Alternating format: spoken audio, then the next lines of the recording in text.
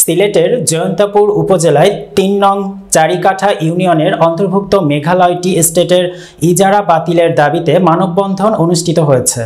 মঙ্গলবার ৬ মে দুপুর ২ ঘটিকায় চারিকাঠা ৫ মৌজাবাসীর আয়োজনে চারিকাঠা দাখিল মাদ্রাসা সংলগ্ন লালাখাল চতুল রাস্তার পাশে বিশাল এ মানববন্ধন অনুষ্ঠিত হয়।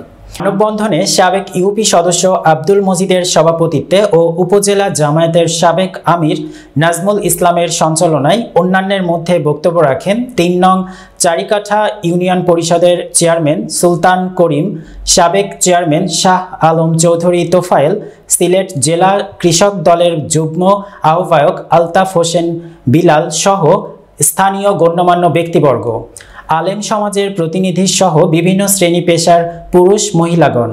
মানববন্ধনে মেসার্স খোদেজা বহুমুখী ফার্মের ইজারাকৃত দ্য মেঘালয় টি এস্টেটের ইজারা বাতিলকরণ ও দীর্ঘ কয়েক যুগ ধরে স্থানীয়ভাবে বসবাসকারী পরিবারদের নামে স্থায়ীভাবে সরকারি বন্দোবস্ত প্রদানের জোর দাবি জানানো হয়।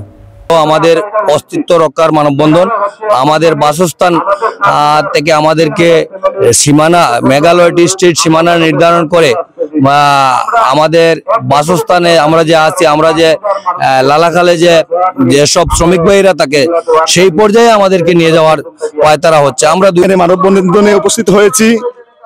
আমাদের একটাই চাওয়া, একটাই পাওয়া, মেঘালয় চা বাগানের লিজ বাতিল করে সাধারণ মানুষকে এই জমি বন্দোবস্ত দেওয়া হবে। বাস্তবিকতা রক্ষার্থে কেউ কোনো ব্যক্তিগত স্বার্থ হাসিলের জন্য আসেন নাই। আমাদের দাবি ন্যায্য দাবি মানতে হবে।